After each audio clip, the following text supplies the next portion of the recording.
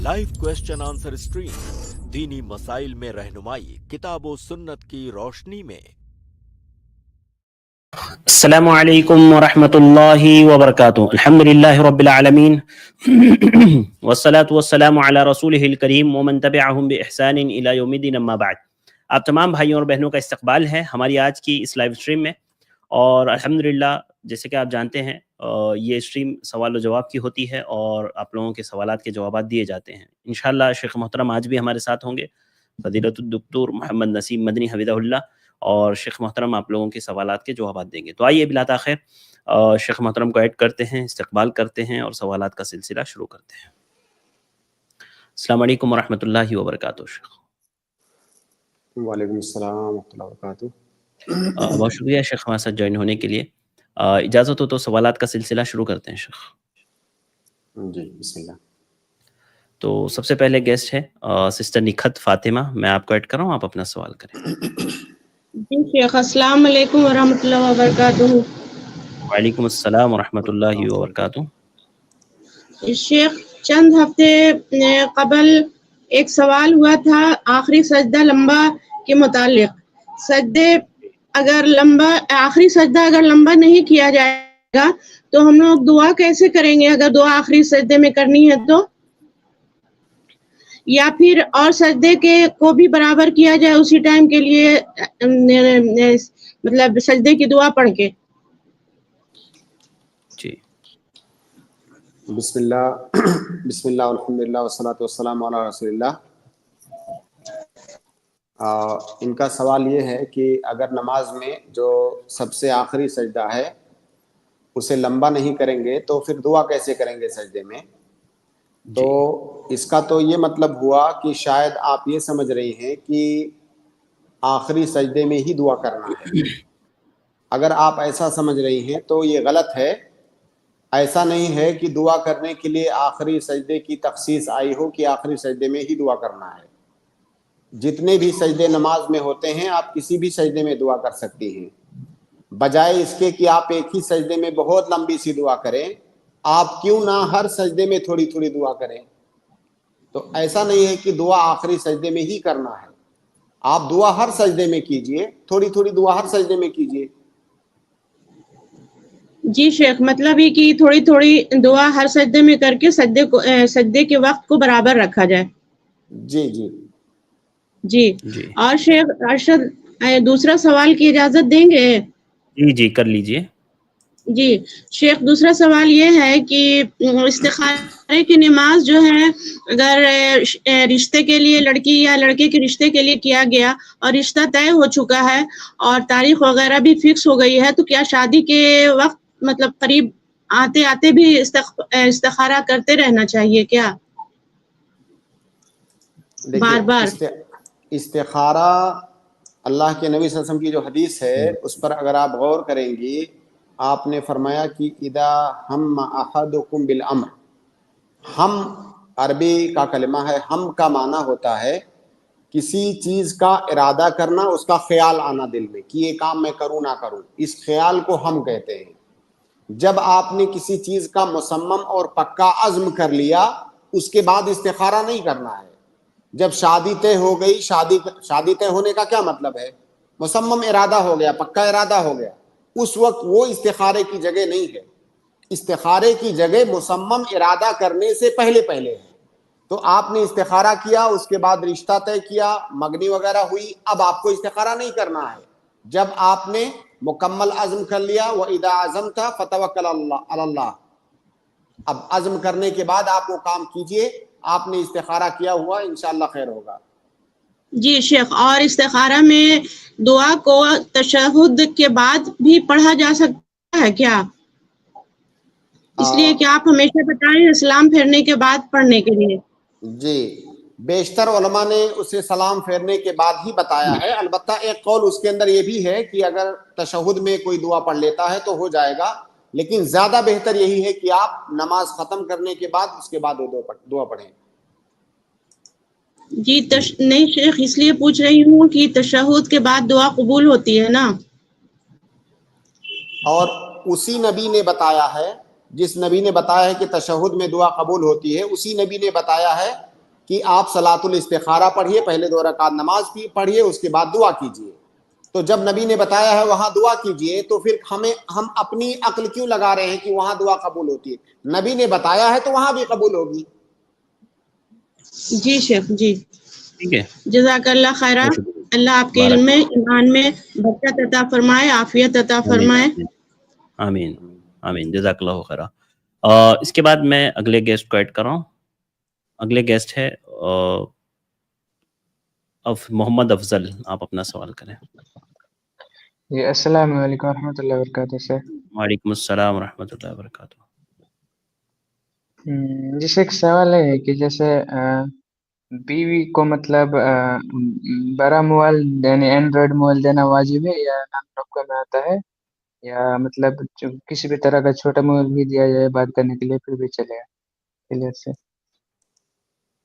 اگر آپ کی استطاعت iOS دینے کی ہے تو وہ دیجیے, ورنہ اینڈرائڈ دیجیے. میرے بھائی موبائل کے بارے میں پوچھ رہے ہیں نا شیخ یہ, کہ کون سا موبائل دینا چاہیے؟ ہاں شیخ, موبائل کے بارے میں. دیکھیے یہ مطلق طور سے نہیں کہا جا سکتا کہ بیوی کو موبائل دینا واجب ہے. یہ کس نے کہا؟ ایسا کسی نے نہیں کہا ہے کہ اس زمانے میں بیوی کو موبائل دینا واجب ہی ہے. وہ تو آپ کے ضرور پر, مان لیجیے آپ گھر میں ہی رہتے ہیں, آپ کو ادھر ادھر کہیں جانے کی ضرورت نہیں پڑتی ہے, ایسی کوئی ضرورت نہیں ہے کہ آپ کو باہر جا کے بیوی سے کانٹیکٹ کرنے کی ضرورت پڑے. یا آپ کے گھر میں مان لیجیے ہاتف ثابت لگا ہوا, لینڈ لائن لگا ہوا ہے, تو بیوی کو موبائل دینا واجب نہیں ہے. کچھ لوگوں کے, میرے بھائی آواز بند کر لیجیے. جی شیخ, اگر آپ کی آواز بھی تھوڑا سا کٹ رہی ہے شیخ. بیوی کو موبائل دینا اس وقت واجب ہے جب میاں بیوی کے درمیان جو حقوق ہیں ان حقوق کی ادائیگی موبائل پر ڈیپینڈ ہو, تو بیوی کو موبائل دینا واجب ہے.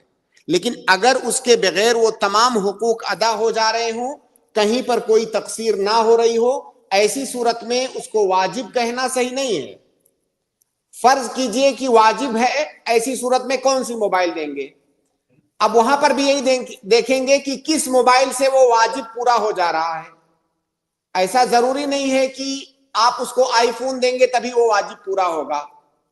تو جس موبائل سے وہ واجب پورا ہو جا رہا وہ موبائل دینا آپ کے لیے واجب ہوگا. اب آپ کی حیثیت اگر آئی فون دینے کی ہے تو آپ آئی فون دیجئے, وہ تو آپ پر ڈیپینڈ کرتا ہے.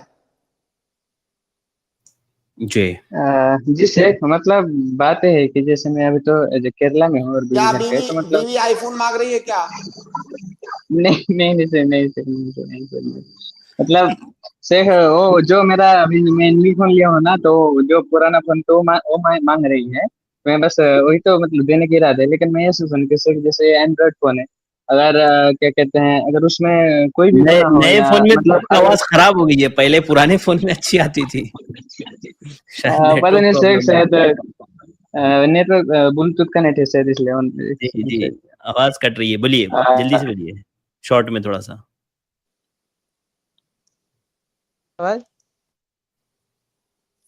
جواب کمپلیٹ ہو گیا شیخ کا, جس سے ٹھیک ہے. آواز کٹ رہی ہے بھائی آپ کی, نہیں سمجھ میں آ رہا ہے. میں جب تک اس کے بعد اگلے گیسٹ کو ایڈ کر رہا ہوں. ابرار دلکش, آپ اپنا سوال کریں. السلام علیکم ورحمۃ اللہ وبرکاتہ. وعلیکم السلام ورحمۃ اللہ وبرکاتہ. شیخ سنن ابی داؤد حدیث نمبر 1643, اس کی تشریح کر دیجیے گا. 1643 ابی داؤد, اوکے ایک منٹ. جی سنن ابی داؤد 1643. جی ہاں, تو حدیث شیخ یہاں سے ہیں. وکان ثوبان مولا رسول اللہ صلی اللہ علیہ وسلم قال قال رسول اللہ صلی اللہ علیہ وسلم من تکفل لی الا يسأل الناس شيئا واتكفل له بالجنة فقال ثوبان انا فكان لا يسأل احدا شيئا. جی دیکھیے, اس حدیث کی شرح کرنے سے پہلے ایک اور حدیث میں آپ کو سناؤں گا, اس سے انشاءاللہ بات بہت زیادہ واضح ہو جائے گی. اللہ کے نبی صلی اللہ علیہ وسلم کی ایک حدیث ہے, جوامع الکلم میں سے ہے وہ. ازہد ما فی ایدی الناس یحبک الناس وازہد ما فی الدنیا یحبک اللہ. اس کا مطلب یہ ہے کہ لوگوں کے پاس جو چیزیں ہیں ان چیزوں سے آپ مستغنی ہو جاؤ، یعنی لوگوں کے سامنے ہاتھ مت پھیلاؤ، اپنی ضرورتوں کے لیے لوگوں کے سامنے ہاتھ مت پھیلاؤ. ایسی صورت میں لوگ آپ سے محبت کرنے لگیں گے، اور دنیا داری سے آپ مستغنی ہو جاؤ، بے نیاز ہو جاؤ، اللہ رب العالمین آپ سے محبت کرنے لگے گا. اس حدیث کا کیا معنی ہے؟ اس حدیث کا معنی یہ ہرگز نہیں ہے کہ اگر آپ کو کوئی ضرورت ہے تو آپ کسی سے نہیں مانگ سکتے. آپ کو کوئی ضرورت ہے لیکن تو آپ مانگ سکتے ہیں، لیکن اگر لوگوں سے مانگنا آپ بند کر دیں، لوگوں کے پاس جو کچھ موجود ہے آپ اس سے مستغنی ہو جائیں، آپ کی عزت لوگوں کی نگاہ میں بڑھ جائے گی. اور اس کا مشاہدہ تجربے سے بھی کوئی بھی آدمی کر سکتا ہے. آپ کو کسی چیز کی ضرورت ہے، آپ بار بار لوگوں کے سامنے ہاتھ پھیلا رہے ہیں، لوگوں کے سامنے اپنی ضرورتیں بیان کر رہے ہیں. جب تک آپ ان سے کچھ نہیں مانگیں گے تب تک آپ کی عزت بنی ہے لوگوں کے درمیان. جیسے ہی آپ نے مانگنا شروع کیا آپ کی قدر و منزلت گھٹ جاتی ہے. اسی طرح سے اگر دنیا داری، دنیا، مال و دولت، ان تمام چیزوں سے آپ اگر بے نیاز ہو جاتے ہیں، سب کچھ اللہ کے لیے کرتے ہیں، تو آپ اللہ کے نزدیک محبوب ہو جائیں گے. اللہ کے نبی صلی اللہ علیہ وسلم نے اس حدیث کے اندر جو آپ نے پوچھا تقریباً اسی معنی کی چیز بتلائی ہے. آپ نے کہا کہ من یکفلو لی اللہ یسأل الناس شیئا، جو اس بات کی ذمہ داری لے لے مجھ سے، میرے سامنے مجھ سے جو اس بات کی ذمہ داری لے لے کہ وہ کسی سے کچھ نہیں مانگے گا، لوگ کسی کے سامنے نہیں کبھی ہاتھ نہیں پھیلائے گا، اتکفل لہ بالجنہ، تو میں ایسے آدمی کے لیے جنت کی ضمانت لیتا ہوں، جنت کی گارنٹی لیتا ہوں. اگر آپ یہ گارنٹی لے لیتے ہو کہ آپ کسی سے کچھ نہیں مانگو گے، میں جنت کی گارنٹی لیتا ہوں آپ کے لیے. کیا مطلب اس کا؟ یعنی آپ توکل کے ایسے درجے پر پہنچ جائیں کہ آپ کسی بھی انسان کے محتاج نہ رہیں کسی بھی چیز کے اندر. اس کا یہ مطلب نہیں ہے کہ آپ کو ضرورت ہے تو آپ مانگ نہیں سکتے، لیکن اگر کوئی انسان زہد، تقوی، توکل، تورع کے ایسے درجے پر پہنچ جائے کہ وہ انسان اللہ کو چھوڑ کر کے اپنی دنیاوی ضرورتیں بھی کسی سے نہ مانگے، گویا کہ توکل کے بہت اعلیٰ مقام پر ہے، ایسے آدمی کے لیے اللہ کے نبی صلی اللہ علیہ وسلم کہہ رہے ہیں کہ اتکفل لہ بالجنہ، میں اسے جنت کی گارنٹی دیتا ہوں. گویا کہ وہ توکل کے بہت اعلیٰ مقام پر پہنچا ہوا ہے، اللہ رب العالمین کے سوا کسی سے کچھ نہیں مانگتا ہے، یہاں تک کہ جو دنیا کی اس کی حاجتیں ہیں وہ بھی لوگوں سے نہیں مانگتا ہے. یہ معنی ہے اس حدیث کا. جی بہت شکریہ شیخ. شاید بھائی ریموو ہو گئے ہیں. تو شیخ وہ اگر ضروریات کی چیز بھی نہیں مانگے گا تو اس کے لیے ہے، جیسے قرض کسی سے لے لیا ضرورت پڑنے پر، جی یہ اس طرح کی اللہ چیزیں کے نبی صلی اللہ علیہ وسلم نے ناجائز نہیں کہا. نہیں مطلب اس فضیلت کو حاصل کرنے کے لیے شیخ. ہاں بالکل، اس فضیلت کو حاصل کرنے کے لیے وہ نہ مانگے. اب کسی طرح سے دیکھیے، ایک تو ہوتا ہے کہ اگر آپ نے لوگوں سے اس طرح سے بے نیازی حاصل آپ کر رہے ہیں کہ کچھ ایسی چیزیں جن کے نہ مانگنے سے جو شریعت کے مقاصد ہیں وہ متاثر ہو رہے ہیں. مان لیجئے کوئی آدمی ہے جس کو نماز پڑھنی ہے، پانی نہیں ہے اس کے پاس، بغل میں کسی کے پاس پانی ہے، کہے کہ میں نے حدیث میں پڑھا ہے کسی سے کچھ نہیں مانگنا ہے، میں جو ہے پانی نہیں مانگوں گا، وضو نہیں بناؤں گا. یہاں پر نہیں کہا جائے، کیونکہ نماز شریعت کے مقاصد میں سے، دین کی حفاظت شریعت کے مقاصد میں سے، تو اس کی بات الگ ہے. مباحات میں جو انسان کی ضرورتیں ہوتی ہیں ان تمام ضرورتوں سے بے نیاز ہو جائے وہ. جی جی جی ٹھیک ہے شیخ، بہت شکریہ. اس کے بعد میں اگلے گیسٹ کو ایڈ کر رہا ہوں. سابعہ میں آپ کو ایڈ کر رہا ہوں، آپ اپنا سوال کریں. السلام علیکم سر. وعلیکم السلام. سر حج کی حالت میں عورت دستانہ پہن کر قرآن شریف چھو بھی سکتی ہے اور پڑھ بھی سکتی ہے؟ جی بالکل انشاءاللہ، ہاں چھو سکتی ہے، پڑھ سکتی ہے. تو دلیل اصل میں، ہاں دلیل دے رہا ہوں. اللہ کے نبی صلی اللہ علیہ وسلم نے فرمایا کہ وَأَن لَا يَمَسَّ الْقُرْآنَ إِلَّا طَاهِرٌ، قرآن کو جو طاہر ہے وہی چھو سکتا ہے۔ تو حدیث کا لفظ کیا ہے؟ مس۔ مس کس کو کہتے ہیں؟ جب آپ کا ہاتھ ڈائریکٹ کسی چیز کو چھوئے تو اس کو مس کہتے ہیں۔ اگر درمیان میں کوئی چیز حائل ہے تو اس کو مس نہیں کہا جاتا ہے۔ تو کس چیز سے منع کیا گیا ہے؟ مس سے منع کیا گیا ہے۔ پڑھنے سے تو قطعاً منع ہی نہیں کیا گیا ہے، حائضہ عورت کو قرآن پڑھنے سے منع نہیں کیا گیا ہے، چھونے سے منع کیا گیا ہے۔ اور مس کہتے ہیں ڈائریکٹ کسی چیز کو چھونا ننگے ہاتھوں سے، آپ کا ہاتھ ڈائریکٹ اس میں لگے۔ اگر کوئی چیز حائل ہے تو اس کو مس نہیں کہتے ہیں۔ تو گویا کہ منع کیا گیا مس سے، حائل اگر ہے تو اس سے منع نہیں کیا گیا۔ اب اگر کوئی کہتا ہے کہ دستانہ پہن کر کے بھی نہیں چھو سکتی ہے تو اس کو دلیل دینا ہوگا، کیونکہ اس سے منع نہیں کیا گیا ہے۔ جی شکریہ، جزاک اللہ جی خیر۔ بارک اللہ فیکم۔ اس کے بعد میں اگلے گیسٹ کو ایڈ کر رہا ہوں، شاہ رخ شیخ، آپ اپنا سوال کریں۔ السلام علیکم ورحمۃ اللہ وبرکاتہ۔ شیخ اللہ وبرکاتہ۔ شیخ میرا سوال نماز کے تعلق سے تھا۔ شیخ بہت سے بھائی لوگوں کو دیکھا جاتا ہے کہ وہ وضو کرنے کے بعد اپنے جو اعضاء ہے وہ اسے پوچھتے نہیں اور پورے مسجد اور صف میں وہ پانی تھوڑا کر دیتے ہیں۔ تو شیخ کیا یہ رومال سے اگر وہ لوگ پوچھ لیں گے تھوڑا تو کیا یہ ان کے آداب یا اخلاق میں سے ہوگا یا نہیں ہوگا؟ تو یہ درست ہوگا شیخ؟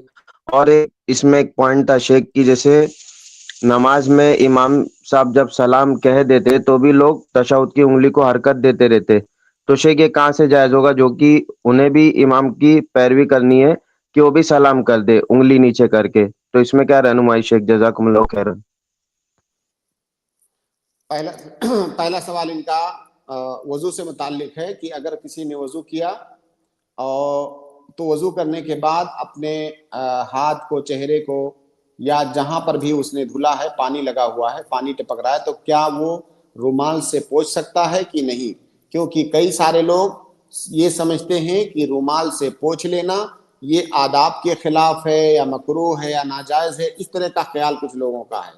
صحیح بات یہ ہے کہ اگر آپ کو حاجت ہے پوچھنے کی تو آپ بالکل پوچھ سکتے ہیں، پوچھنا آپ کے لیے بالکل جائز ہے۔ بلکہ اگر ایسا امکان ہے کہ آپ کے جسم پر جو پانی لگا ہوا ہے وہ ٹپکاتے ہوئے آپ مسجد میں جا رہے ہیں، لوگوں کو تکلیف ہو رہی ہے، مسجد گیلی ہو رہی ہے، اگر اس طرح کی صورتحال ہے تب تو یہاں پوچھنا ہی چاہیے۔ اگر اس سے لوگوں کو تکلیف ہو رہی ہے تب تو پوچھنا ہی چاہیے۔ اور اگر ایسی کوئی بات نہیں ہے تو آپ آزاد ہیں، آپ چاہیں تو پوچھیں، چاہیں تو نہ پوچھیں، آپ کی مرضی۔ دوسرا سوال ان کا یہ ہے کہ امام سلام پھیر دیتا ہے، اس کے بعد بھی کچھ لوگ انگلی سے اشارہ کرتے رہتے ہیں تشہد میں۔ دیکھیے مقتدی کو امام کی اتباع کرنی ہے۔ سلام میں امام کی اتباع یہ ہے کہ جب امام دوسرے سلام سے فارغ ہو، دوسرے سلام میں جب امام کہے السلام علیکم، کم تک جب امام پہنچ گیا اس کے بعد آپ کو سلام پھیرنے کی ابتدا کرنی ہے۔ جہاں سے آپ سلام پھیرنے کی ابتدا کریں گے وہاں سے آپ کو انگلی کی حرکت کو روک دینا ہے، کیونکہ اب آپ تشہد سے فارغ ہو چکے ہیں۔ تو جب امام سلام پھیر رہا ہے اس وقت اس کے ساتھ میں آپ کو سلام نہیں پھیرنا ہے، جب امام دوسرے سلام کو ختم کرے گا تب آپ کو سلام پھیرنا ہے۔ جب تک آپ نے سلام کی پھیرنے کی ابتدا نہیں کی اس وقت اگر کوئی انگلی کو حرکت دے رہا ہے تو انشاءاللہ اس میں کوئی حرج کی بات نہیں ہے۔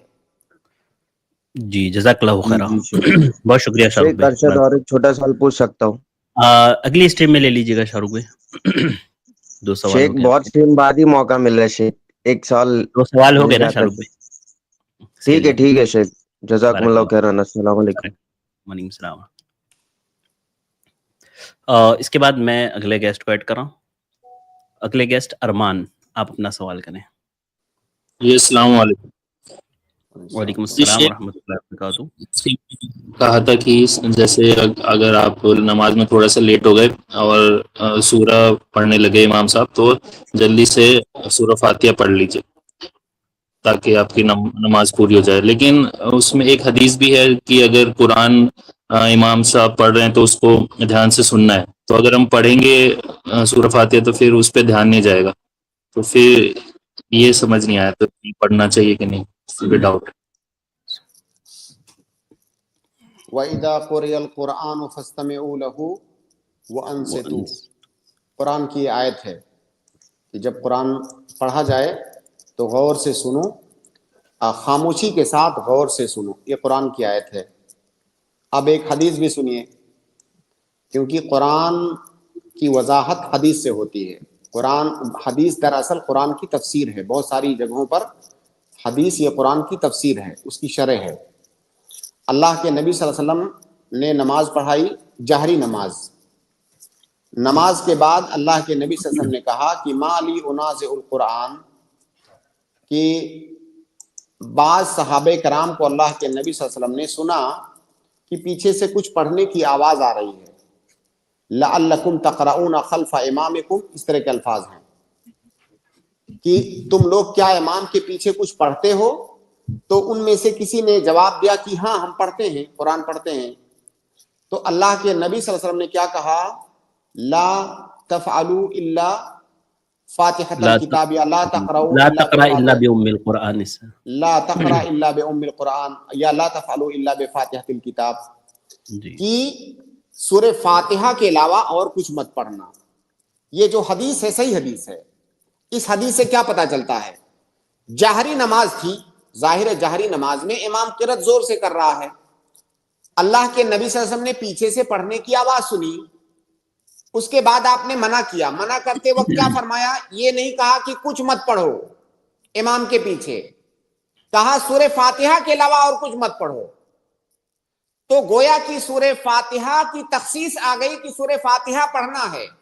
باقی سورہ فاتحہ پڑھنے کے بعد امام جو پڑھ رہا ہے اس کو سننا ہے.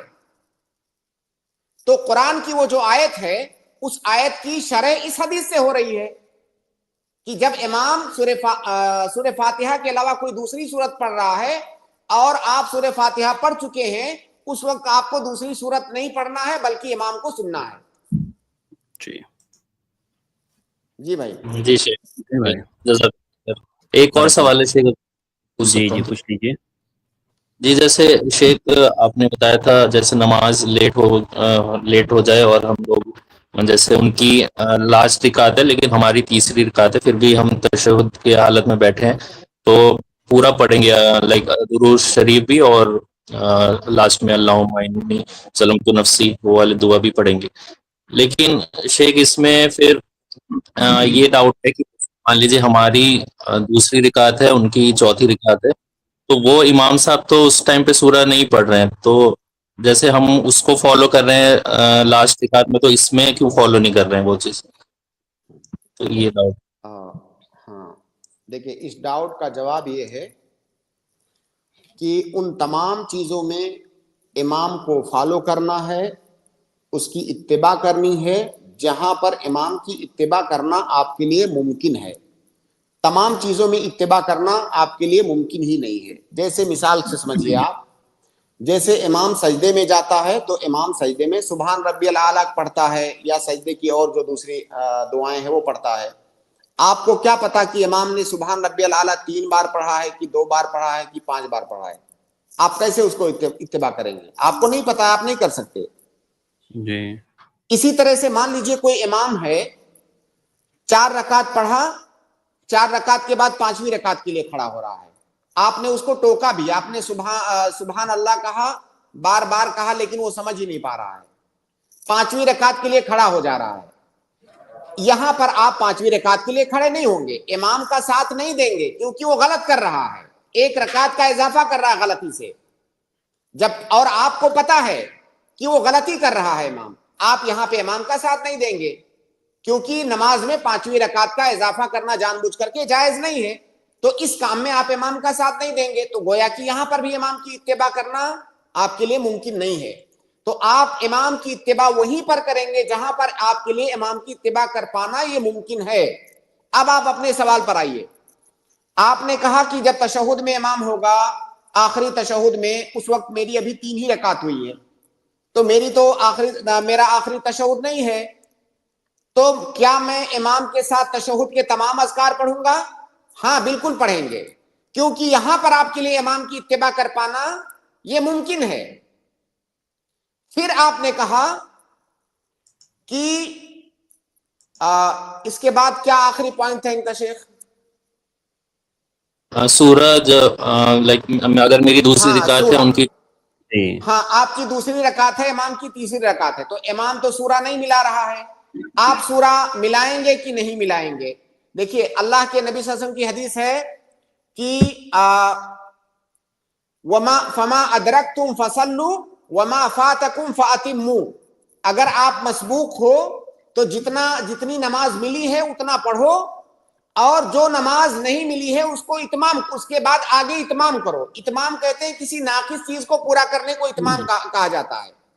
اس حدیث سے یہ استدلال کیا گیا ہے کہ امام کے ساتھ جو رکعت آپ کو مل رہی ہے پہلی رکعت، وہ آپ کی پہلی رکعت ہے۔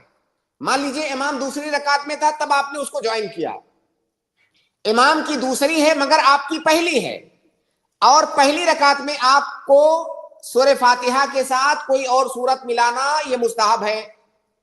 اس کے بعد آپ کی دوسری رکعت ہوگی، جب امام کی تیسری ہو رہی ہے تو آپ کی دوسری ہو رہی ہے، اس میں آپ کے لیے سورہ فاتحہ کے ساتھ کسی اور سورت کو ملانا یہ مستحب ہے۔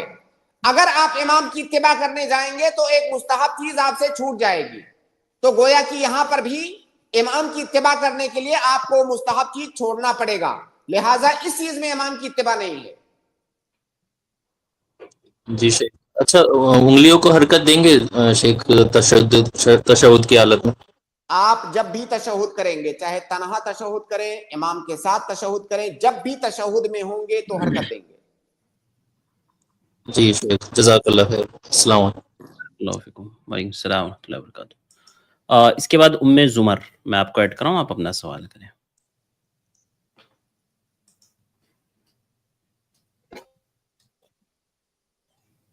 السلام علیکم ورحمۃ اللہ وبرکاتہ۔ وعلیکم السلام ورحمۃ اللہ وبرکاتہ۔ السلام علیکم رحمۃ اللہ۔ وعلیکم وعلیکم السلام السلام ورحمۃ ورحمۃ اللہ اللہ میرا وبرکاتہ۔ سوال تھا کہ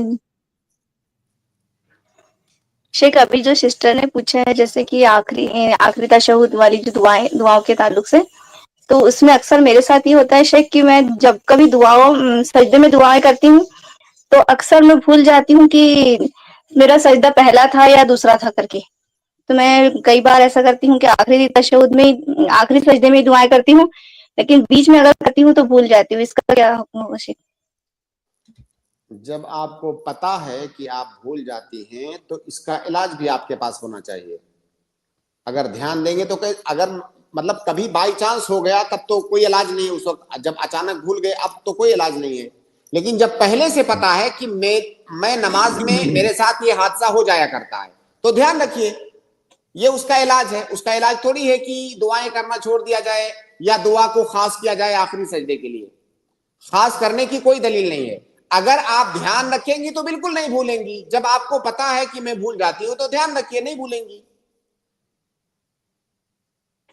شیخ ویسے جی بھی ہاں دھیان تو رہتا ہے الحمدللہ، لیکن لمبی دعائیں کرتے کرتے میں وہ دھیان نکل جاتا ہے مجھ سے۔ اس کا حل یہ، جو آدمی دعا کرتا ہے روزانہ 5 بار آپ نماز پڑھتی ہے، کتنے سجدے کرتی ہے، کیسے بھول جائے گا اگر آدمی دھیان رکھے گا تو؟ اب بھولنے میں کے ڈیلی بعد نہیں کا حل بھولتی میں ہوں، بتا ویسے سکتا کبھی ہوں کہ کبھار۔ ہاں، تو کبھی کبھار جب آپ کو شک ہو جائے کہ میں نے 2 کیا ہے یا 1 کیا ہے تو ایک سجدہ آپ اور کر لیجئے، اور بعد میں آپ جو ہے جب نماز آپ کی ختم ہو جائے تو وہاں پر آپ سجدے 100 کر لیجئے۔ جی لیکن آپ دھیان رکھیں گے تو نہیں بھولیں گے، وہ کبھی کبھی تو سب کو پیش آ سکتا ہے، نبی صلی اللہ علیہ وسلم کو ہوا ہاں کبھی کبھار تو آپ کو بھی ہو سکتا ہے، لیکن میں ایسا نہیں ہونا شیخ جو چاہیے کہ آپ نے میں بھول رہی ہوں کنٹینیو بول رہی ہوں۔ جی کنٹینیو ہوتا ہے شیخ، یہ کبھی کبھار ہوتا ہے، اور کوئی جو مسئلہ آپ نے نہیں۔ بتایا طریقہ الحمدللہ اسی پر عمل کرتی ہوں، اشکال تھا اس میں شیخ۔ ایک اور سوال ہے شیخ، کر سکتی ہوں؟ جی پوچھ لیجیے۔ ایک شیخ سورہ اعراف کی 55 نمبر کی آیت کا مجھے ترجمہ بتائیے، سمجھائیے۔ سورہ اعراف، جی کہ آیت پڑھ کے بتائیں سے۔ تم ہاں اپنے میں آیت نمبر 55 آپ نے بولا نا؟ جی اور ایک منٹ، جی ہاں شیخ. ادعوا ربکم. ہاں ادعوا ربکم تضرعا وخفیہ، یہ والی آیت بول رہے ہیں نا جیسے. ہاں شیخ. جی شیخ یہی ہے، ادعوا ربکم تضرعا وخفیہ انہ لا يحب المعتدین. جی سر.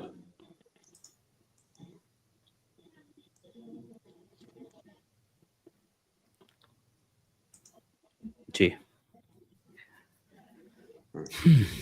دیکھیے اس کی تفسیر میں شیخ سعدی رحمہ اللہ فرما رہے ہیں کہ الدعاء يدخل فيه دعاء المسألة ودعاء العبادة فأمر بدعائه تضرعا أي إلحاحا في المسألة ودؤوبا في العبادة. اپنے رب کو تضرع کے ساتھ پکارو، تضرع کے ساتھ دعا کرو. تضرع کا مطلب کسی دعا پر اصرار کرنا، بار بار مانگنا، مانگ کے تھک نہ جانا، بار بار مانگنا، اصرار کے ساتھ مانگنا. وہ خفیہ یعنی آہستہ سے مانگو، چیخ چیخ کر مت مانگو. اے لا جہرا وعلانیتا یخاف منہ الریا بل خفیتا واخلاصا للہ تعالی. تو دعا آہستہ سے کرو اور اصرار پیدا کرو دعا کے اندر. دعا کر کے تھک مت جاؤ کہ میں نے بہت دعا کیا اور دعا قبول نہیں ہوئی، بلکہ بار بار مانگو اور آہستہ سے مانگو. اس طرح زور سے مت مانگو کہ اس کے اندر ریا داخل ہونے کا خطرہ ہو. جی ٹھیک ہے جی میرے ساتھ کیا ہوتا ہے شیخ، اکثر میں دعاؤں میں مطلب اتنی مشغول ہو جاتی ہوں، اتنا کبھی کبھی روتی ہوں تو میرے منہ سے الفاظ ضائع ہو جاتے ہیں اور آواز بھی نکلنے لگ جاتی ہے نہیں، کسی کسی وقت. کوئی اس مسئلہ وجہ نہیں. سے میں ڈری ہوئی آپ تھی شیخ. نہیں انشاءاللہ یہ کوئی آگے مسئلہ نہیں. پیچھے تو آپ فٹ نہیں اکیلے ہوتی، حد سے زیادہ آگے بڑھتی. جی ہاں مجھے بھی لگ رہا ہے ایسا ہوتا ہوگا آپ کے ساتھ. جو لوگ حد سے آگے بڑھتے ہیں ٹھیک ہے سسٹر. جو لوگ حد سے آگے بڑھتے ہیں اللہ ان کو کوئی پسند نہیں کرتا، اس وجہ سے میں ڈری ہوئی تھی شیخ. نہیں انشاءاللہ کوئی مسئلہ نہیں. جزاک اللہ خیر. جی بارک اللہ فیکم، بہت شکریہ. اس کے بعد میں اگلے گیسٹ کو ایڈ کر رہا ہوں. ابو عدنان آپ اپنا سوال کریں. جی السلام علیکم ورحمۃ اللہ وبرکاتہ شیخ. وعلیکم السلام ورحمۃ اللہ وبرکاتہ. شیخ میرا سوال یہ ہے کہ مجھے میرے دین کا ہر کام، نماز پڑھنا، وضو کرنا، روزے رکھنا میں کرتا ہوں، کوشش کرتا ہوں، پوری کوشش کرتا ہوں اور کرتا بھی ہوں، مگر یہ قرآن کی تلاوت اور ترجمہ تفسیر کبھی کبھی ہی کر پاتا ہوں، سستی ہو جاتی ہے سر. اس کے لیے کوئی دعا بتا دیں یا اس کا کوئی علاج؟ اس کے لیے اس کا علاج ہے میرے پاس. علاج یہ ہے کہ آپ نماز پڑھتے ہیں نا روزانہ 5 وقت کی. جی ہاں تو مسجد 10 منٹ پہلے پہنچیے، 15 منٹ پہلے پہنچیے.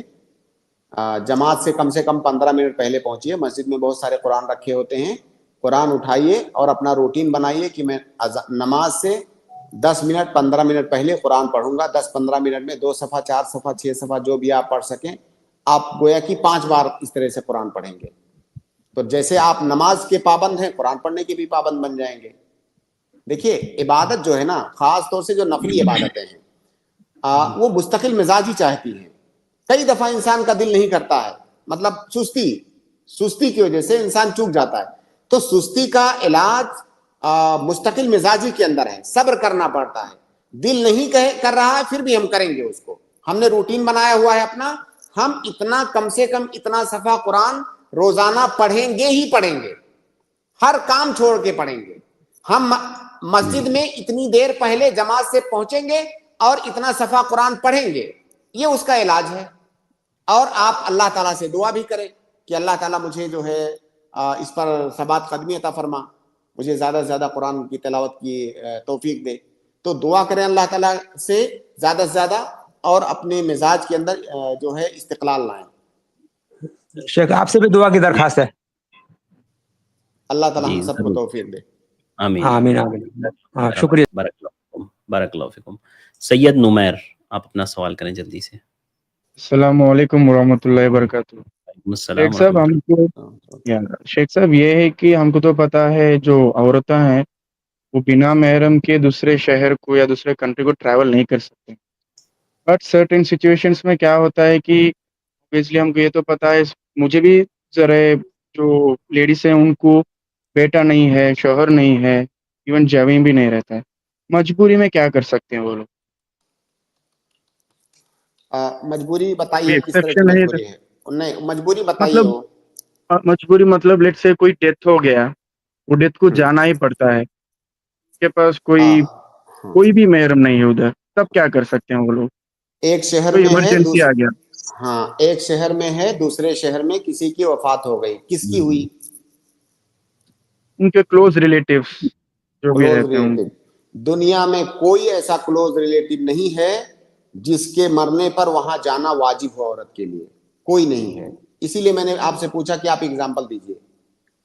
अच्छा, नहीं दूसरा कोई सिचुएशन, मतलब ये एक एग्जांपल है। हाँ, वैसे मतलब आप जितने सिचुएशन बताइए, मैं सब हर सिचुएशन का जवाब दूंगा। अच्छा, दुनिया में कोई अब ऐसा, हाँ, को दुनिया, असल में ऐसा क्यों मैं कह रहा हूं, कई सारे लोग जो मजबूरी नहीं होती है उसको मजबूरी का नाम, जैसे आपने इसको मजबूरी का नाम दिया, ये मजबूरी मैं नहीं एक है। एग्जांपल देता हूँ शेख साहब आपके हाँ हाँ पास। जी, हाँ, एग्जाम्पल समझिए, या समझिए ऐसा है कि एक औरत है, तो कोई मेल नहीं है, मतलब कोई बेटा नहीं है, शौहर नहीं है, बट वो जो औरत खुद कमाना चाहती है, क्योंकि घर तो चलना है, खाना तो खाना है, उनके पास एक बेटी है, वो जो बेटी को बचाने के लिए मतलब वो काम तो करेगी, काम करने के लिए दूसरा शहर में जाना पड़ता है, तब क्या करेंगे वो? जी। अब ये बताइए कि वो औरत पैदा हुई है तो जाहिर है ऐसे तो आसमान से तो टपकी नहीं होगी, पैदा हुई हाँ, है, माँ बाप रहे होंगे, उसके चचा होंगे, कुछ मतलब खानदान कोई तो होगा ना उसका, कोई है कि नहीं है बताइए? या सारे है लोग, बट फिर अल्लाह ना करे, क्या कोई ऐसी औरत है कि हादसे में सारा खानदान खत्म हो गया, कोई नहीं है? नहीं, खानदान तो है, फिर भी वो ऐसा नहीं कि वो लोग हाँ आके हेल्प करेंगे आपको, ऐसा तो हाँ, नहीं रह सुनिए, सकता तो है ना। वही मैं बता रहा हूं ना, शरीयत के तमाम अहकाम एक दूसरे से जुड़े हुए हैं। कोई ऐसी औरत है जिसका शौहर नहीं है, उसके माँ बाप नहीं है, उसका कोई बेटा नहीं है कमाने वाला, फर्ज कीजिए उसका चचा है। अब चचा के ऊपर वाजिब है कि उसकी जिम्मेदारी उठाए, चचा पर वाजिब है उसकी जिम्मेदारी उठाए। अब वो नहीं बराबर, उठा रहा है तो गलत कर रहा है, वो गुनहगार है। कोई ना हाँ, कोई ऐसा होगा इस दुनिया में, कोई ना कोई ऐसा होगा जिसके ऊपर उस औरत का खर्चा उठाना वाजिब है, इल्ला ये कि आप ये मान लो कि उसका सब कुछ, सारा खानदान खत्म हो गया है। इस सिचुएशन का जवाब यह है कि सारा खानदान खत्म हो जाएगा, तो अगर इस्लामी हुकूमत है तो हाकिम वक्त उसकी जिम्मेदारी उठाएगा। मान नहीं लीजिए शेख साहब ऐसा वो, भी नहीं, सुनिए, मान अच्छा, लीजिए ऐसा भी नहीं है, हम्म, खानदान के लोग जो हैं सब नालायक हैं, कोई नहीं उसको पूछने वाला है। अब उस हम्म, औरत को अपना पेट भरने के लिए काम करना है, बिल्कुल हम्म, अपना पेट भरने के लिए वो काम कर सकती है अपने घर से बाहर निकल करके, लेकिन शरीयत की जो पाबंदियां हैं उन पाबंदियों का ख्याल करते हुए। कितनी जरूर, औरतें ऐसी हैं जिनको हमने देखा है मोहल्ले में किसी के यहां जाकर के वो झाड़ू पोछा करती हैं कि नहीं? हाँ हाँ, हाँ, अपना करती, पेट इज्जत इज्जत के साथ पालती हैं, अपना पेट पालती। मैं ऐसे मुतादिद लोगों को जानता हूं, अपना हम्म, पेट इज्जत से पालती हैं, कई कई दो दो तीन तीन बच्चों का पेट पालती हैं इज्जत के साथ। हाँ, अगर वो औरत के नहीं, मुझे ऐसे नहीं रहे, मुझे लग्जरी चाहिए, हम्म, लग्जरी जरूरत नहीं है, लग्जरी तो लग्जरी है, अपना पेट पालने के लिए कि मैं भूखी ना मरूं, मेरे बच्चे भूखे ना मरे, बिल्कुल वो काम कर घर से बाहर निकल सकती है।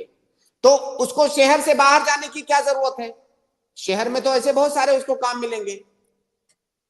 नहीं आपको एक वो भी एग्जांपल देता हूँ मैं, जी जो आईटी प्रोफेशंस रहते हैं, या कोई आप वकील ही उठा लीजिए, मतलब जो लॉ पढ़ते हैं ना लोग, को जी उनको मजबूरी से जाना ही पड़ता है, हाँ, मतलब ऐसा नहीं कि कोर्ट एक ही तरफ रहता है। असल हम्म, में जिसको आप मजबूरी कह रहे हैं ना, मजबूरी को आप डिफाइन दूसरी तरीके से कर रहे हैं। शरीयत हम्म, में जैसे मैं कहूं कि मुझे जो है एक लग्जरी कार चाहिए 10-15 करोड़ की, ये मेरी मजबूरी है, मेरी मजबूरी नहीं है, मैं साइकिल से नहीं भी ये चल मत, सकता हूं। सुनिए, नहीं नहीं, मतलब मैं आपको नहीं आपकी कह रहा नहीं हूं, है। अगर कोई कहे मजबूरी, जिसको आम लोग मजबूरी बोल देते हैं ना, जिसे पहला एग्जांपल आपने दिया था, एक वफात हो गई मजबूरी है जाना, मजबूरी नहीं है वो। मजबूरी ये है कि मुझे अपना तन ढकना है, मुझे अपना पेट पालना है, ये मजबूरी है। हम्म, बहरहाल खुलासा आपके सवाल के जवाब में यह है कि एक मुसलमान औरत को पर्दे के तमाम अहकाम की पाबंदी करना है, और जहां तक उसे निकलने की बात है, हकीकत में अगर मजबूरी आ जाए कोई रास्ता नहीं है, औरत भूखे मरेगी और वो सरवाइव नहीं कर सकती है जिंदगी को, इसको मजबूरी कहते हैं, इसके लिए वो बाहर भी निकल सकती है। अच्छा, लेकिन जब जी, मजबूरी होगी तब, लग्जरी मजबूरी नहीं है। ठीक है, जज़ाकल्लाहु खैर शेख, बारकल्लाहु फीकुम, जज़ाकल्लाह बहुत खैरन शुक्रिया, बारकल्लाहु फीकुम। और इसके बाद मैं अगले गेस्ट तस्मिया को आपको ऐड करूँ, आप अपना सवाल करें। अस्सलाम वालेकुम वरहमतुल्लाहि वबरकातुहू। जी सलाम, तस्नीमा, माजरत तस्नीमा, जी फरमाएं सिस्टर। जी अस्सलाम वालेकुम। वालेकुम अस्सलाम। जी मौलाना साहब, कुछ आलिम का मैं वीडियो देखी तो उसमें ये बताते हैं कि मतलब सजदे में कुरानी आयत को नहीं पढ़ सकते, और मेरा तरीका ये है कि मैं पहले कुरानी आयत पढ़ती थी दुआ में, उसके बाद हदीस से जो साबित है वो पढ़ती थी, तो ये चीज कहाँ तक सही है? देखिए इस मसले का दो पहलू है। पहला पहलू ये है कि कोई इंसान रुकू में या सजदे में कुरान पढ़े। रुकू या सजदे में कुरान पढ़ना ये जायज नहीं है। रुकू सजदे में कुरान पढ़ना ये जायज नहीं है। दूसरा पहलू ये है कि कोई इंसान सजदे की हालत में कुरान की कोई ऐसी आयत पढ़े जिस आयत के अंदर दुआ है, उस आयत को बतौर तिलावत नहीं पढ़ रहा है, बल्कि आप बार बार बीच में जी नहीं बोलेंगी तब भी जवाब आएगा। कोई आदमी कुरान की कोई आयत इसलिए पढ़ रहा है कि उसमें दुआ है, और वो बतौर तिलावत नहीं पढ़ रहा है बल्कि बतौर दुआ पढ़ रहा है। जैसे कुरान की आयत है, रब्बना आतिना फिद दुनिया हसनतन व फिल आखिरति हसनतन व क़िना अज़ाबन नार, ये दुआ है, बहुत जामे दुआ है। इसी तरह से और मुतअद्दिद आयतें हैं। रब्बना हब लना मिन अज़वाजिना व ज़ुर्रिय्यातिना क़ुर्रता अयुन, रब्बना इन्नना ज़लमना अनफुसना व इल्लम तग़फिर लना व तरहमना लनकूनन्ना मिनल ख़ासिरीन। बहुत सारी आयतें हैं ऐसी। अगर किसी आयत को सजदे में पढ़ रहा है बतौर तिलावत नहीं, बतौर दुआ, तो ये नहीं कहा जाएगा कि कुरान की तिलावत कर रहा है। कुरान की तिलावत करना मना है, कुरान की किसी आयत को बतौर दुआ पढ़ना ये मना नहीं है।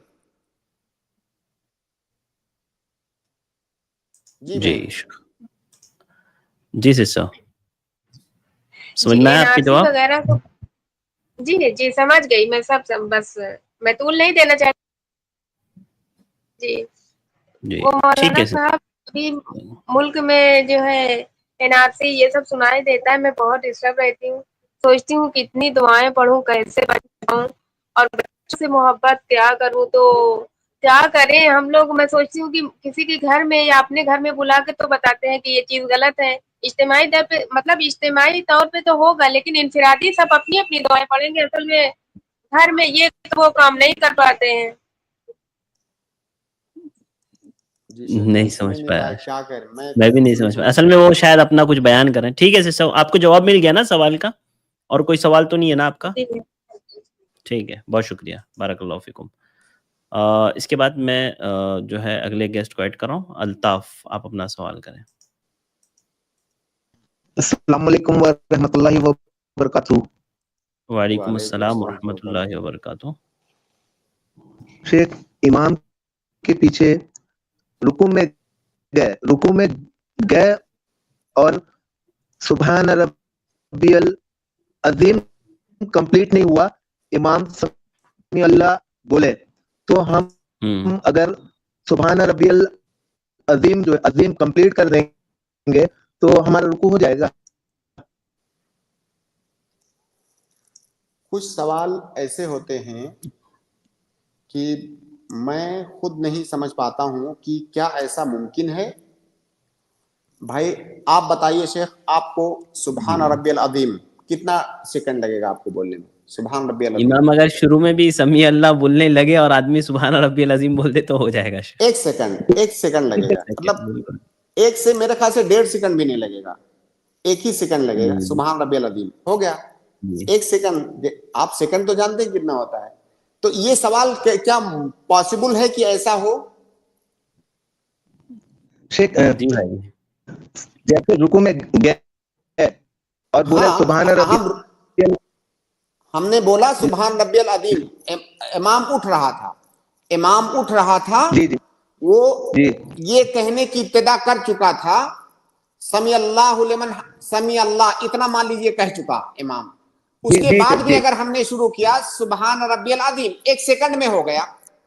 अगर इमाम को 1 या 2 सेकंड समी अल्लाहु लिमन हमिदा कहने में लगेगा तो हमको भी 1 ही सेकंड लगेगा। اب ہم جسٹ ہم کو امام کے ساتھ نہیں اٹھنا ہے, ہم کو امام کے پیچھے اٹھنا ہے. تو یہاں پر یہ کیسے ممکن ہے کہ آپ کہیں کہ ہم رکوع میں تو پہنچ گئے ہیں لیکن امام اٹھ رہا ہے, ہم سبحان ربی العظیم کیسے کہیں؟ شیخ سبحان ربی العظیم پڑھے, لیکن جب تک ہم عظیم یہ الفاظ ہو گیا, وہ کہیں گے, بتا دیا نا شیخ نے. آپ اگر امام کے سمیع اللہ لمن حمیدہ اتنا کہنے کے درمیان بھی اگر آپ پڑھ لیں گے تو آپ کا ہو جائے گا. بلکہ امام کے ختم ہونے کے بعد, امام کے ختم ہونے کے بعد بھی آپ نے پڑھ لیا اور امام کو جا کر کے پا لیا, امام کے پیچھے گئے تب بھی ہو گیا. بھائی اتنا سخت مت بنائیے. کسی کو تنطع کہا جاتا ہے. اللہ کے نبی صلی اللہ علیہ وسلم نے جو غلو سے منع کیا نا, غلو اور تنطع سے, یہ تنطع ہے, غلو ہے, ایسا نہیں ہے. امام کھڑا ہو گیا اس کے بعد بھی آپ نے سبحان ربی العظیم کہا, کوئی حرج کی بات نہیں ہے. شیخ اس لیے پوچھ رہے ہیں, کچھ دن پہلے آپ کا یہ ایک سیشن دیکھ رہا تھا میں, اس میں آپ نے کہا کہ دونوں گھٹنوں پر اگر ہاتھ پہنچ گیا تو آپ نے رکوع میں امام کو پا لیا. آپ نے صحابہ کا ایک ایگزامپل بھی دیا. تو اسی لیے دیکھیے آپ کا دوسرا کنفیوژن ہے. جی آپ کی آواز کلیئر نہیں آ رہی. جی شیخ. شیخ ان کا ایک دوسرا کنفیوژن ہے, آدھی ادھوری معلومات کبھی کبھی بہت خطرناک ہوتی ہے. دیکھیے آپ کے پاس دو چیز ہے, ایک چیز ہے رکوع کرنا, ایک ہے رکوع کے اندر رکوع کی دعا پڑھنا. دو چیزیں ہیں. رکوع کرنے کا کیا مطلب ہوتا ہے؟ جھکنا, گھٹنوں پر ہاتھ ٹیک کر کے جھکنا, اس کو رکوع کہتے ہیں. اگر آپ گھٹنوں پر ہاتھ رکھ کر کے جھک گئے, آپ کا رکوع ہو گیا. دوسری چیز کیا کرنی ہے آپ کو؟ اس رکوع کے اندر ایک دعا ہے, اس کو پڑھنا ہے. دو کام ہے. آپ جب جھکتے ہیں نا تو دو کام ہے, ایک تو جھکنا ہے, ایک کام, ایک اس کے اندر دعا پڑھنا, یہ دوسرا کام. ٹھیک ہے. جھکنے کا حکم کیا ہے؟ رکوع جس کو ہم کہہ رہے ہیں, رکوع کا حکم یہ ہے کہ رکوع یہ رکن ہے. اگر رکن جان بوجھ کے چھوٹا یا غلطی سے چھوٹا, آپ کی وہ نماز نہیں ہوگی. یا وہ اگر جان بوجھ کے چھوڑا تب تو پوری نماز نہیں ہوگی, اگر غلطی سے چھوٹا تو وہ رکعت نہیں ہوگی. اگر رکن چھوٹا تو, اور اس رکوع کے اندر سبحان ربی العظیم کہنا, اس کا کیا حکم ہے؟ یہ رکن نہیں ہے, یہ واجب ہے. اگر آپ کا واجب چھوٹ جائے تو آپ سجدے سہو کر لیں گے, آپ کی نماز ہو جائے گی. اگر آپ امام کے پیچھے ہیں تو سجدے سہو بھی آپ کو نہیں کرنا ہے. تو ہم نے جو مسئلہ بتایا جس کی طرف آپ اشارہ کر رہے ہیں, کہ اگر انسان امام کے ساتھ رکوع پا لے تو اس کی رکعت ہو گئی, کیونکہ رکن پانے سے اس کو رکعت مل جائے گی. رکن پانے سے اس کو رکعت مل جائے گی.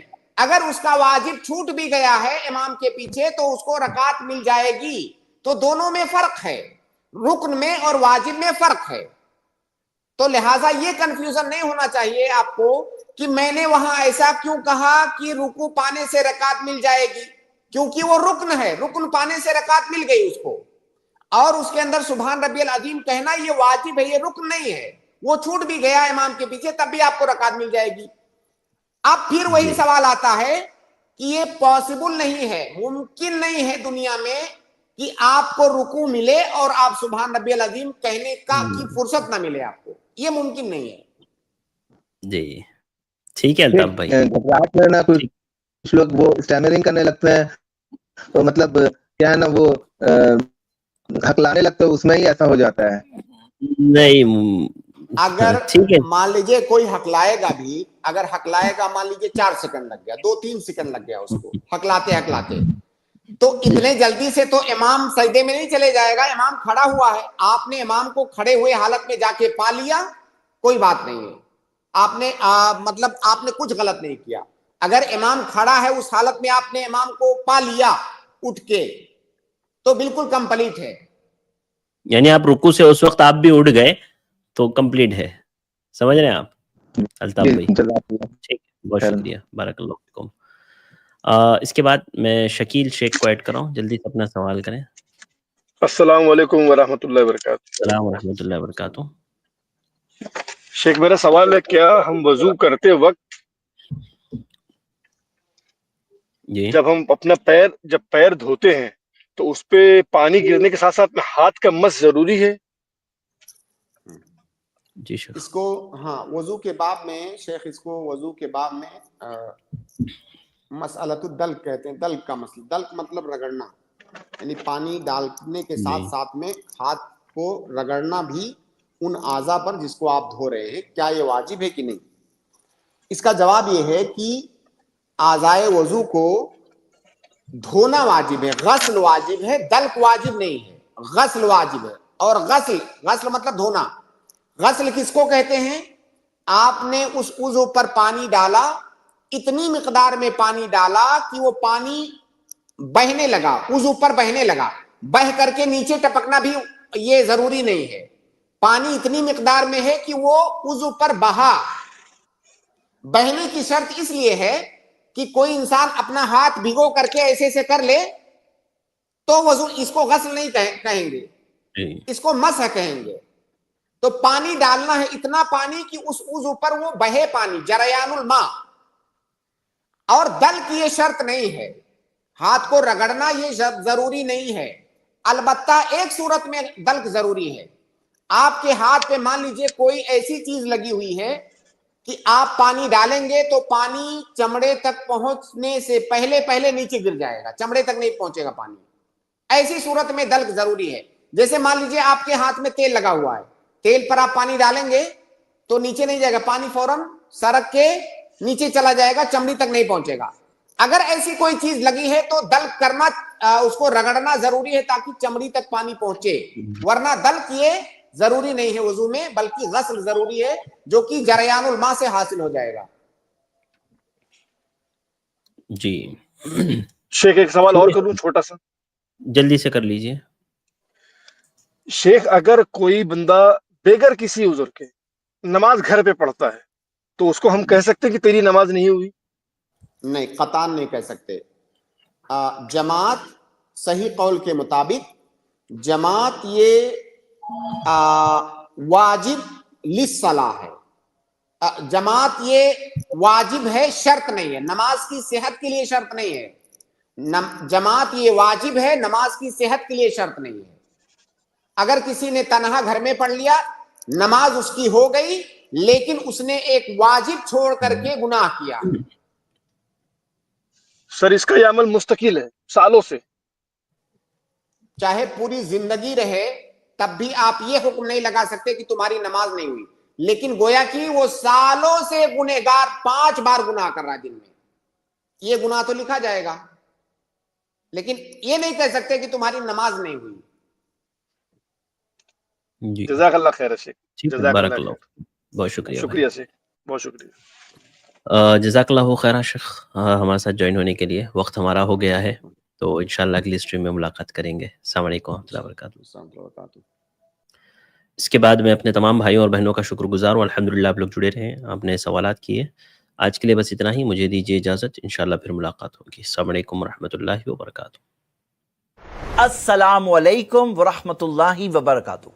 आई+ टीवी पर अल्हम्दुलिल्लाह 140 से ज्यादा उलमा इकराम के प्रोग्राम्स, 16,000 से ज्यादा दीनी वीडियोस, हर हफ्ते 35 से ज्यादा इल्मी और दावती लाइव स्ट्रीम्स, उर्दू, इंग्लिश और बांग्ला जुबानों में काम। आई+ TV mobile app, smart TV app और आई+ रेडियो पर 24 घंटे लाइव प्रोग्राम्स, 40 से ज्यादा सोशल मीडिया ऐप्स पर daily video upload, 13 YouTube channels, अल्हम्दुलिल्लाह तजुर्बेकार इल्म वाले उलमा, इस्लाम की सही तालीमात लोगों तक पहुंचाना और दीन की दिफा। इस काम को आपको जरूर सपोर्ट करना चाहिए। जज़ाकल्लाहु खैर, वस्सलाम अलैकुम रहमतुल्लाह। Support I+ TV. डोनेशन देने के लिए 9588888826 पर कॉल करें।